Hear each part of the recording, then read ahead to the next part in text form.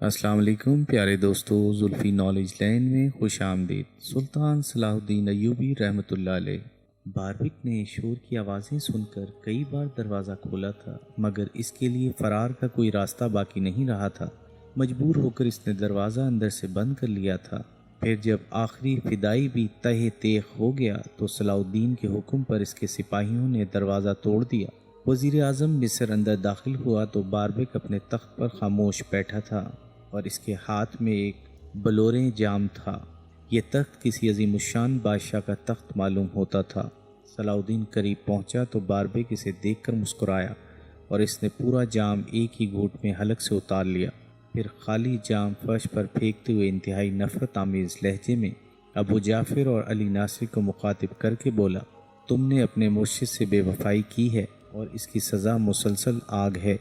یہاں بھی دوزخ اور وہاں بھی دوزخ۔ یہ کہتے کہتے باربک کے منہ سے خون کی ایک پتلی دھار بہہ نکلی۔ پھر وہ صلاح الدین کو مخاطب کر کے بولا، ہم لوگ ہر حال میں فاتح قرار پاتے ہیں، یہی تیری شکست ہے کہ تو مجھ پر قابو نہیں پا سکا۔ تیری بھی سزا آگ ہے، تو بھی آخری سانس تک آتش انتقام میں جلتا رہے گا۔ میں تو اپنے مرشد کے پاس جا رہا ہوں جو جنت اعلیٰ کے دروازے پر کھڑا میرا انتظار کر رہا ہے۔ شیطان کے خبیث بیٹے، تو کتے اور سور سے بھی زیادہ ناپاک ہے۔ اگر ان حیوانوں کو انسانی زبان مل جاتی تو وہ تیرا انجام دیکھ کر اپنے خالق سے یہی دعا کرتے کہ انہیں باربک کی طرح عبرتناک موت نہ دینا۔ نفرت اور غضب کے جوش سے صلاح الدین ایوبی کا چہرہ جل اٹھا تھا۔ میں تجھے اس طرح دوزخ میں جانے نہیں دوں گا۔ پہلے مصر کے باشندے یہ تماشا دیکھیں گے، پھر تجھے اس آگ کے حوالے کیا جائے گا جو تو نے اللہ کی زمین پر بھڑکائی ہے۔ یہ کہہ کر صلاح الدین نے باربک پر تلوار کا ایک بھرپور وار کیا جس سے اس کی گردن کٹ کر تخت پر گر پڑی۔ پھر صلاح الدین نے ان مجبور لڑکیوں کو باربک کی دوزخ سے نکال باہر کیا اور باربک کا سر نیزے پر بلند کر کے قاہرہ کی شاہراہوں پر پھرایا۔ صلاح الدین کے نقیب جس راستے سے گزرتے انسانی ہجوم کو مخاطب کر کے بآواز بلند کہتے، یہ اس شخص کی سزا ہے جس نے اللہ کے احکام کا مذاق اڑایا تھا۔ پھر صلاح الدین نے باربک کی خانقاہ کو آگ لگا دی اور اس کی لاش کو بھڑکتے ہوئے شعلوں کے حوالے کر دیا۔ اس کے بعد ابو جعفر اور علی ناصری کو قصر و زرات میں لایا گیا اور معززین شہر کے سامنے ان دونوں کی آنکھوں میں جلتی ہوئی سلاخیں پھروا دیں۔ اندھا کیے جانے سے پہلے ابو جعفر اور علی ناصری نے صلاح الدین سے شکایت کی کہ وہ عہد شکنی کر رہا ہے۔ جواب میں صلاح الدین نے کہا، میں نے تم دونوں سے صرف جاں بخشی کا وعدہ کیا تھا۔ اگر مجھے اپنے الفاظ کا پاس نہ ہوتا تو تمہیں بھی باربک کے ساتھ آگ کی نظر کر دیتا کہ تم بھی حسن بن صبا کے ماننے والے ہو۔ اس کے بعد صلاح الدین نے اپنے وعدے کے مطابق ابو جعفر اور علی ناصری کو ان کے گھر بھجوا دیا اور ساری جاگیریں ضبط کر لیں۔ جب یہ خبر سلطان نور الدین زنگی کو پہنچی تو سلطان عادل نے اپنے ایک معتمد خاص کے ہاتھ صلاح الدین کو قیمتی تحائف بھیجے اور ایک خط بھی تحریر کیا جس کی عبارت کچھ اس طرح تھی، حق تعالیٰ تمہیں جزائے عظیم دے کہ تم نے مصر کی سرزمین سے ایک فتنہ عظیم کی جڑیں اکھاڑ کر پھینکیں۔ اب تمہیں لازم ہے کہ جلد از جلد عباسی خلیفہ کے نام کا خطبہ جاری کرو اور خطبے سے خلیفہ عاضد کا نام خارج کر دو۔ باربک، ابو جعفر اور علی ناصری کا حشر دیکھ کر خلیفہ عاضد کو بھی اپنا انجام قریب تر نظر آ رہا تھا۔ آخر اس نے بڑے رازدارانہ انداز میں معتمن خلافہ کو تنہائی میں طلب کر لیا جو مصری امرا پر حاوی تھا اور اس کے زیر اثر 50,000 سوڈانی حبشی تھے۔ خلیفہ عاضد نے معتمن خلافہ کو پیشکش کی کہ اگر صلاح الدین کو قتل کر دیا جائے یا اسے مصر سے نکال دیا جائے تو وزارت عظمیٰ کا عہدہ اور نصف خزانہ معتمن کے حوالے کر دیا جائے گا۔ خواجہ سرا معتمن خلیفہ عاضد کی پیشکش سن کر دل ہی دل میں بہت خوش ہوا، مگر وہ نہایت عیار اور شاطر انسان تھا۔ یکایک اس نے اپنے چہرے پر وحشت اور پریشانی کا رنگ طاری کر لیا۔ معتمن کی یہ کیفیت دیکھ کر خلیفہ عاضد نے اس سے پوچھا، کیا صلاح الدین کو مصر سے نکالنا یا قتل کر دینا اتنا مشکل کام ہے؟ پھر یہ تیرے وفادار سوڈانی حبشی کس دن کام آئیں گے؟ پوری مصری فوج صلاح الدین کے ساتھ ہے۔ خواجہ سرا معتمن نے برجستہ جواب دیتے ہوئے کہا، میرے وفادار حبشی باقاعدہ اور تربیت یافتہ فوجی نہیں ہیں۔ اگر وہ کھل کر لڑیں گے تو صلاح الدین کا لشکر انہیں گاجر مولی کی طرح کاٹ کر رکھ دے گا۔ پھر خواجہ سرا کا عذر سن کر خلیفہ عاضد پریشان نظر آنے لگا۔ اس کے لیے مجھے منصوبہ سازی کرنی ہوگی۔ خواجہ سرا مؤتمن نے نئی چال چلتے ہوئے کہا، کیسی منصوبہ سازی؟ خلیفہ عاضد جھنجھلا کر بولا، کیا تو اپنی منصوبہ سازی میں اتنی دیر لگائے گا کہ صلاح الدین مجھے قتل کر ڈالے یا پھر معزول کر کے حوالے زندان کر دے؟ جب تک میں زندہ ہوں یہ نوبت نہیں آئے گی۔ خواجہ سرا مؤتمن نے انتہائی پرجوش لہجے میں کہا، سب سے پہلے آپ مجھے بہترین ہتھیار فراہم کریں تاکہ میں اپنے آدمیوں کو مسلح کر سکوں۔ دوسرے یہ کہ میرے کام میں کوئی مداخلت نہ کرے، میں یہ جنگ پوری آزادی کے ساتھ لڑنا چاہتا ہوں۔ خلیفہ عاضد نے خواجہ سرا کی دونوں باتیں مان لیں، مگر اس کے ساتھ یہ ہدایت بھی کر دی، ملک کو ہر صورت میں خانہ جنگی سے بچایا جائے، مجھے بس صلاح الدین، سالار، عبداللہ، کرشی اور امیر عزیز الدین کے سر چاہیے۔ خواجہ سرا مؤتمن خلیفہ عاضد کی خلوتگاہ سے نکل کر چلا گیا۔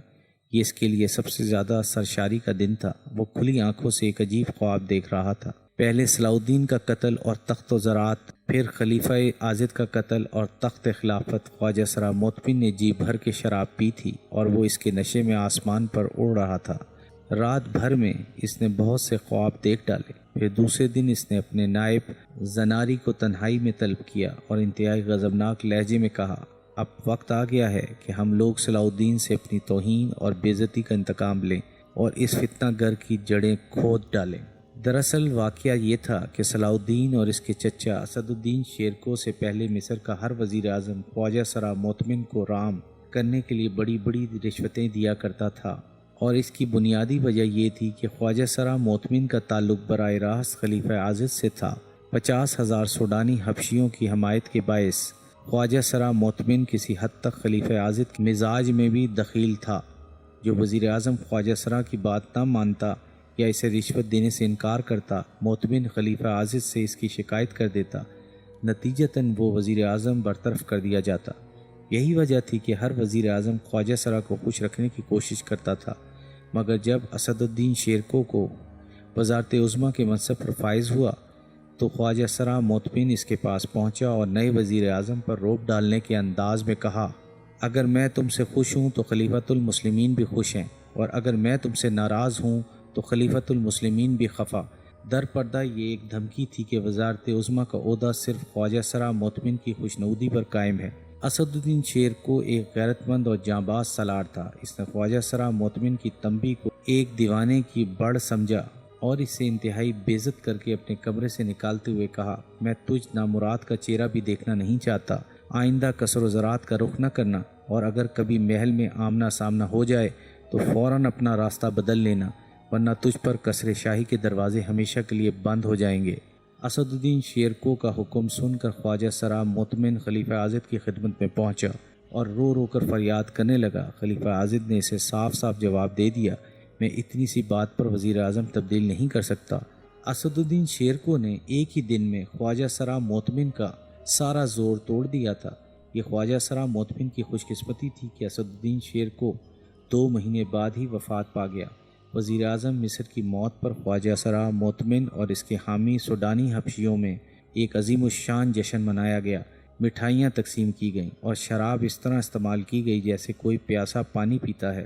پھر جب نوجوان صلاح الدین وزارت عظمیٰ کے عہدے پر فائز ہوا تو خواجہ سرا مؤتمن نے اسے لڑکا سمجھ کر انتہائی تند و تیز لہجے میں وہی دھمکی دی جو چند ماہ پہلے اسد الدین شیرکو کو دی گئی تھی۔ مؤتمن کا خیال تھا کہ یہ جواں سال وزیر اعظم ایک لمحے میں اس کے روب و جلال کے زیر اثر آ جائے گا، مگر جب صلاح الدین خواجہ سرا مؤتمن سے مخاطب ہوا تو حیرت کی زیادتی کے سبب اس کی آنکھیں پھٹی کی پھٹی رہ گئیں۔ اگر کوئی مرد ہوتا تو میں اس سے بات کرتا، ایک لعنت زدہ مخنث سے گفتگو کرنا بھی میری توہین ہے۔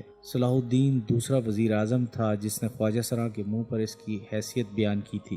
پھر صلاح الدین نے مزید کارروائی یہ کی کہ دوسرے دن ہی سرکاری حکم جاری کر دیا، آئندہ خواجہ سرا مؤتمن کسی شاہی تقریب میں شریک نہیں ہوگا۔ پھر یہ خبر پورے مصر میں عام ہو گئی۔ مصر کے شرفاء نے یہ خبر سن کر صلاح الدین کو مبارکباد دی۔